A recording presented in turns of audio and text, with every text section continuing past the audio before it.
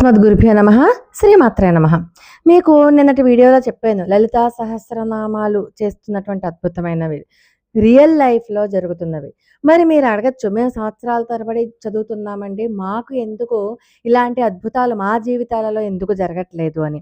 సరే, దానికి ఆన్సర్ చెప్పే ముందర ఒకసారి లలితా సహస్రనామాల గురించి కొన్ని విషయాలు, కొన్ని టిప్స్ ఎలా చదివితే మనకి మన జీవితంలో కూడా అద్భుతాలు జరుగుతాయి, ఆ ట్రిక్స్ కూడా చెప్తాను చూడండి. అసలు ఈ లలితా సహస్రనామాలు అన్నవి చాలా పవర్ఫుల్, అది మనకు తెలుసు. హయగ్రీవుని ద్వారా అగస్త్య మహామునికి చెప్పడం జరిగింది. వసిన్యాది వాగ్దేవతలు చాంట్ చేశారు, అవునా?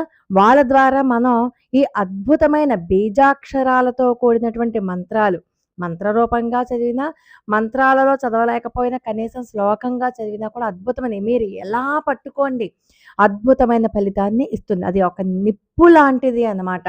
అది నిప్పు మనం చలి కాచుకోవడానికి ఉపయోగించుకోవచ్చు, ఒళ్ళు కాచుకోవడానికి ఉపయోగించుకోవచ్చు కదా. కానీ ఈ లలితా సహస్రనామాలు మనల్ని సరి అయినట్టుగా తీర్చిదిద్దుతాయన్నమాట. ప్రతి నామం కూడా చాలా శక్తివంతమైనది. అంతేకాదు మనల్ని కూడా శక్తివంతం చేస్తుంది. మనలో ఉన్నటువంటి నెగిటివ్ ఎనర్జీ అంతటిని పోగొడుతుంది. ఏ కనీసం 3 నెలలు శ్రద్ధా భక్తితో తప్పులు లేకుండా చదవాలి, సరి అయిన ఉచ్చారణతో చదవాలి. కొన్ని 16 అక్షరాల నామాలు ఉంటాయి, కొన్ని 8దో అక్షరం దగ్గర విడగొట్టాలి, కొన్ని అలా విడగొట్టకూడదు, నామం కలిపి చదివేయాలి. మరి సంవత్సరాల తరబడి చదివినా, నెలల తరబడి చదివినా మాకు ఎందుకు రావట్లేదు అంటే, ముందు మీరు అనుష్టుప్ ఛందస్సులో చదువుతున్నారో లేదో చెక్ చేసుకోండి. తర్వాత సరి అయిన ఉచ్చారణ అన్నది చాలా చాలా చాలా ఇంపార్టెంట్. మనకి చూడండి, రాముని తోక పివరుండు ఇట్లనియే అన్నాం అనుకోండి, రాముని తోక, రాముడికి తోక ఉంటుందా?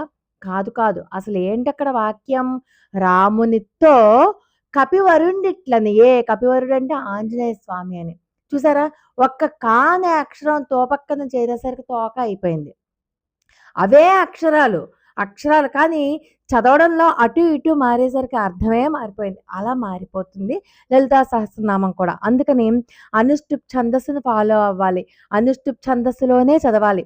ఒకవేళ ఒక సీక్రెట్ ఏంటంటే, మంత్రాల రూపంలో ఉన్నటువంటి శ్లోకాన్ని, లేకపోతే శ్లోకాల రూపంలో ఉన్నటువంటి మంత్రాలని అర్థాన్ని భావన చేస్తూ చదివితే చాలా మంచిది. కానీ ఎంతమంది మనందరం అంత అర్థాలు, అంత సాధన చేయడం చాలా కష్టతరము అని అనుకుంటాం కదా. నిజంగా కూడా కష్టతరమే. నా మటుకు అయితే అది చాలా అసాధ్యం. అందుకని మన అమ్మవారి చిత్రపటం ఎదురుగుండగా పెట్టుకొని, అమ్మవారి ఎదురుగుండగా 2 దీపాలు, ఆవునేతి దీపాలు వెలిగించి, అప్పుడు ఒకే సమయంలో ఒకే స్థలంలో కూర్చుని అమ్మవారిని చూస్తూ, అమ్మవారి దివ్యముఖ మండలాన్ని ధ్యానం చేస్తూ చదివినట్లయితే అద్భుతమైనటువంటి ఫలితం వస్తుంది. మాకు చదవడం రాదు అంటే మనకి 3 పద్ధతులలో ఈ లలితా సహస్రనామాలు చదువుకోవచ్చు. చదవడం రాకపోతే వింటూ ఉండొచ్చు. మనకి ఏమీ తెలియదు, కేవలం ఆ రిథమిక్గా ఉన్న అనుష్టుప్ ఛందస్సులో ఉన్న తప్పులు లేకుండా సరైన ఉచ్చారణతో ఉన్నటువంటి లలితా సహస్రనామాలను వింటేనే చాలు, అదొక రకమైన హ్యాపీనెస్ వస్తుంది. మన అర్థం తెలిసి చదివినా, తెలియకుండా చదివినా 24 గంటలు చాంట్ చేస్తే వెరీ పవర్ఫుల్గా మనకి పనిచేస్తుంది. అలాగే మీనింగ్ తెలుసుకుని చాంట్ చేస్తూ, అనుష్టుప్ ఛందస్సులో చదువుతూ, సరైన ఉచ్చారణతో చదువుతూ ఉంటే మనకి సెల్ఫ్ కంట్రోల్ పవర్ వస్తుంది.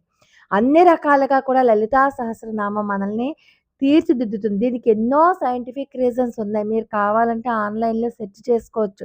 ఎన్నో జర్నల్స్ లలితా సహస్రనామంలో ఉన్నటువంటి సైంటిఫిక్ రీజన్స్ని కూడా రాశాయి. అలాగే ఇది చాంట్ చేస్తున్నప్పుడు చెప్పాను కదా, అమ్మవారి యొక్క ఫోటో ఎదురుగుండగా ఒకే స్థలంలో ఒకే సమయానికి మనం చదువుకోవాలి. చదువుకోవడం రాకపోతే కనీసం విన్నా చాలు అన్నమాట. అలాగే ఇక్కడ ఇంకొక విషయం ఏంటంటే, మహాస్వామి వారు చెప్పినటువంటి 7 నామాలు ఉన్నాయి. ఆ 7 నామాలు కూడా నేను డిస్క్రిప్షన్లో ఇస్తాను చూడండి. ఆ 7 నామాలు కూడా ఈ లలితా సహస్రనామం చదువుతున్నప్పుడు చదవాలి. ఏమో ఎంత బాగా నేర్చుకున్నా ఎక్కడైనా ఒక తప్పు పోతుందేమో, అందుకని లలితా సహస్రనామాలు అంతా చదివేశాక చివర్లో శ్రీ ఉమాయై నమః, శ్రీ ఉమాయై నమః ఈ నామాన్ని 11 సార్లు మనం చదువుకోవాలి. అలాగే ఇంకొకటి, మంత్రహీనం క్రియాహీనం భక్తిహీనం మహేశ్వరి యత్ పూజితం మయా దేవి పరిపూర్ణం తదస్తుతే అంటూ అది ఆ శ్లోకాన్ని కూడా చదువుకోవాలి. ఎందుకంటే పొరపాటు ఉంటే క్షమించమని అమ్మవారిని ఆర్తితో మనం ప్రార్థిస్తూ ఉన్నామన్నమాట. అట్లా కూడా క్షమా ప్రార్థన చేసుకోవాలి.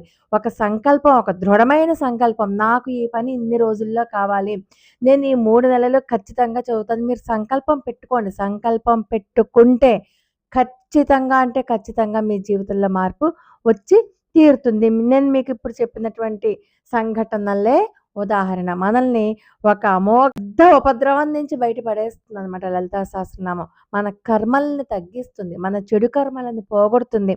మనలో ఉన్నటువంటి కర్మల్ని అగ్నిలాగా దహించి వేస్తుంది. అందుకు మనల్ని మంచి దారిలో పెడుతుంది. కాబట్టి మీకు చదవడం రాదు, ఉచ్చారణ రాదు, అనుష్టుప్ ఛందస్సు తెలీదు అనుకోండి.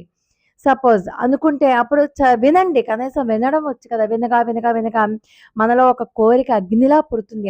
చదవాలి, చదవాలి, చదవాలి కోరిక. అమ్మవారే మనకి ఆజ్ఞ ఇస్తారు. అమ్మవారే మనకి దారి చూపిస్తారు. అమ్మవారి పాదాల మీద ధ్యాస పెట్టండి. అమ్మవారికే వదిలిపెట్టేసేయండి సమస్య అంతా. ఖచ్చితంగా అంటే ఖచ్చితంగా ప్రతి ఒక్కరి జీవితంలో మిరాకిల్స్ జరుగుతాయి. మీరు నాకు చెప్తారు. కింద కామెంట్ బాక్స్‌లో కూడా రాస్తారు. ఖచ్చితంగా జరుగుతాయి. శ్రీమాత్రే నమః. లోకా సమస్తా సుఖినో భవంతు.